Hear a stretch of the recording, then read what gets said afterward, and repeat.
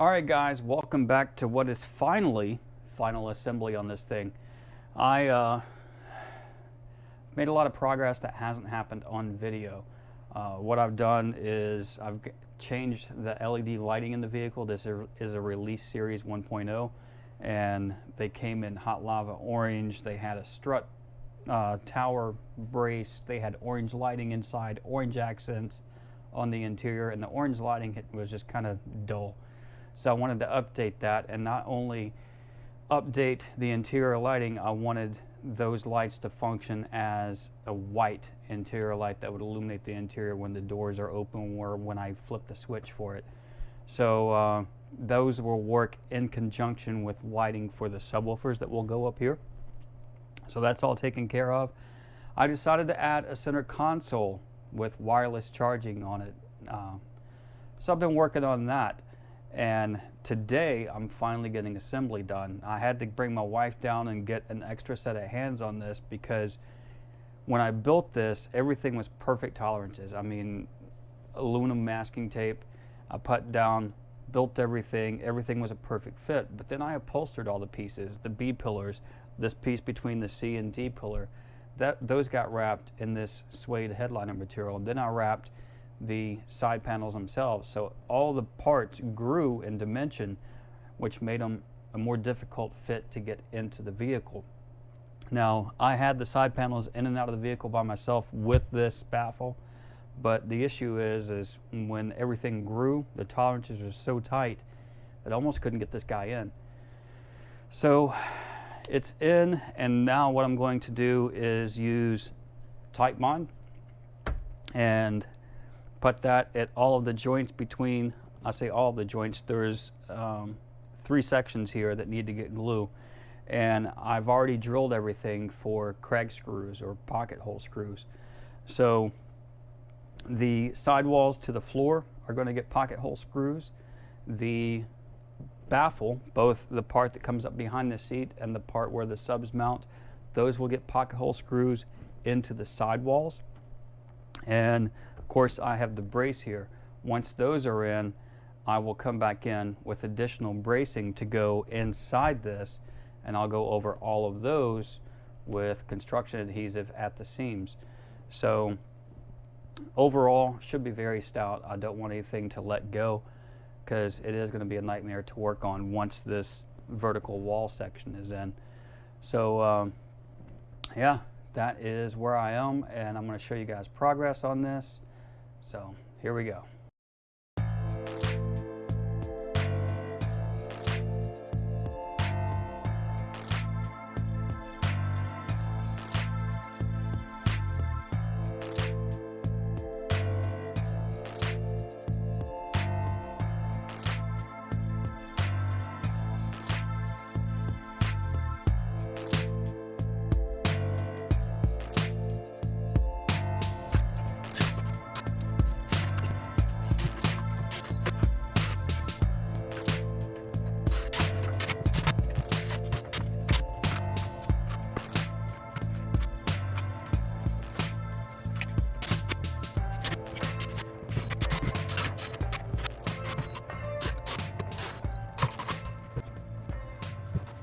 Now up to this point, I have my floor permanently in, I've got my center brace and my baffle permanently in, and after those were installed, I went ahead and cut braces for the left and right sides of the baffle.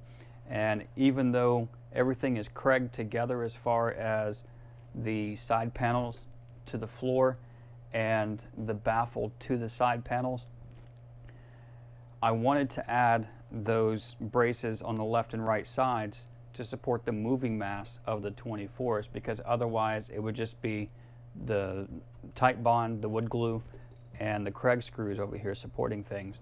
So adding another layer of 3/4 inch material supports the moving mass of those 24s there. Other things I've done, you can see here I have a brace on this side, no brace there.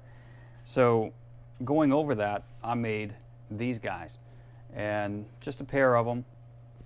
So what these are going to do, as you can see where it's installed here, it is splitting the distance from the center brace to the side. and that is not to support anything but the front baffle that rides behind the seat back, because I have a span from here to the center brace, and that span, let's say I'm at what, 49.5 inches wide. We split that in half, so we're about 25 inches from one side to the center. So what I want to do is split that dimension in half, and what that's going to do is it's going to increase the point at which that panel wants to resonate. So it's all I'm doing here with these braces is reducing panel resonance, and then once I get these guys in, I'm going to go ahead and put some bracing laterally between them and then move on. Alright guys, working in the dark, a little different, but it is what it is. So I'm going to show you guys why I'm working in the dark here, and this is the rear wall for the enclosure. Now this rear wall is going to have 4 amp racks on it, or mounts for the amplifiers. It's going to be one large rack. So each piece is set up, I bolt it to the wall, then I bolt acrylic to this, and then I bolt my amplifier to the acrylic.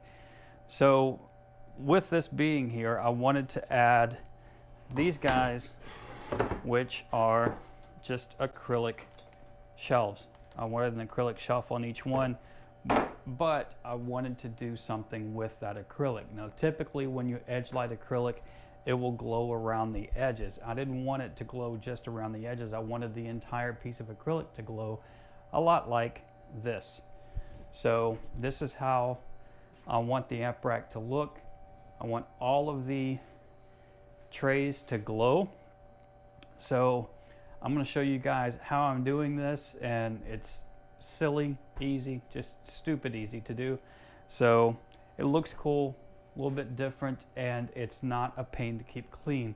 Like if you had a clean, nice piece of acrylic, every little fingerprint, piece of dust is going to show, and that lights up. When you do what I'm doing, it's painless. Maintenance is much easier, and the whole piece of acrylic glows. So let's get to that. Now because I am working with LEDs, I'm going to work in the dark here to show you guys. Up to this point, all I've done is run the router, ran a rabbit bit to give me a slot to put these LEDs into.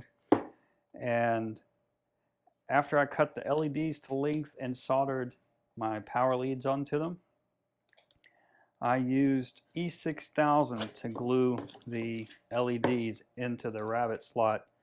And after that, this masking tape you see me peeling off here is what I used to hold the LEDs in place. So we'll get this off, and there we go. That's out of the way. Now, this acrylic comes with a protective layer, top and bottom, and I am going to peel the protective film off, and you guys will see just how clear this acrylic is.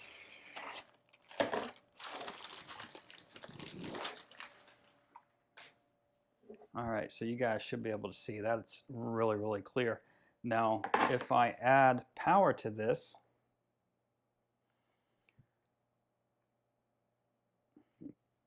you'll notice it wants to glow around the edges. So I've got my LED strip here, and the edges of the acrylic glow. And anywhere, like let's say if I take a razor blade and I scratch it, the scratch glows. You guys should be able to see that. Any scratch in the acrylic, any imperfection in it is going to glow. So I'm going to use that to my advantage. And the way I'm going to do that is I'm going to sand it. So watch how this changes as I sand.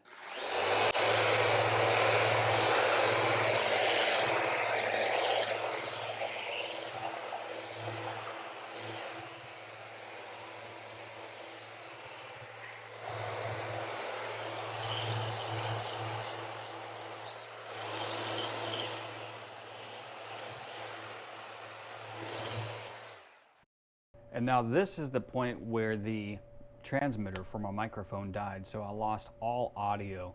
So what I'm going to do here is play the video and talk you guys through what I was saying when I recorded the video. So with that panel completely sanded, you guys can see I'm cleaning it off here so it looks a little better, but you can see just how there's an even glow. You can see sand marks in it, but once you hit it with a finer grit, it's going to look better. I flipped it over. I'm going to go ahead and hit the opposite side with the sander here, and I did want to sand both sides just to go ahead and give a more consistent appearance on this.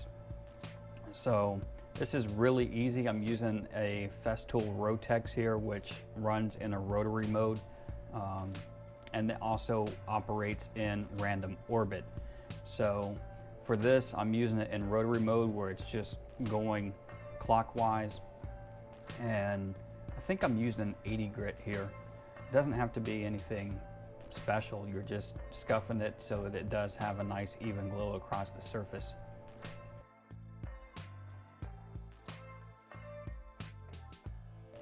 Okay, so now I'm done sanding, and I'm going to end up looking at the surface, and you see the edge does still glow really good, really well.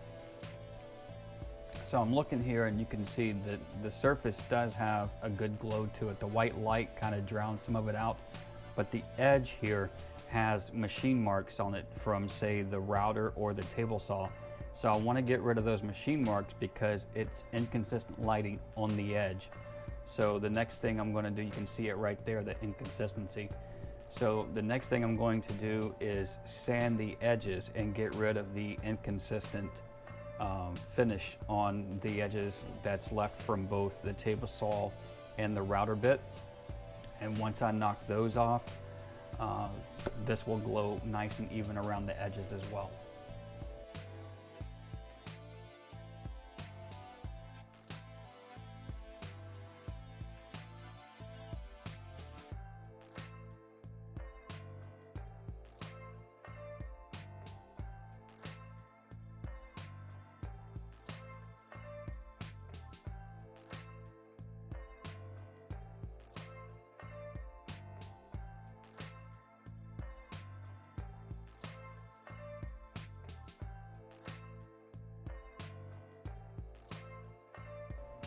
And all I'm doing here with the small hand sander is working on the transition from the flat top and bottom surfaces to the edges. And then I'm going around and using that finer 220 grit sandpaper to give me a finer scuff and finish on the surface that's going to be exposed around this amplifier. So I think that's where I'm going to stop this video, just because of battery issues on my microphone. I don't want to shoot video and have no audio for it and have to voice over stuff like that.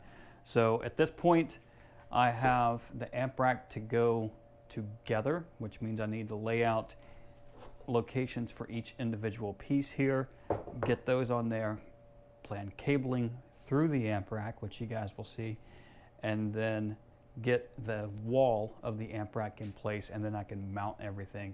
So you guys will see that in the next video, but this is where I'm going to stop this one so I can get the microphone set up on charge, and I'll see you guys next time.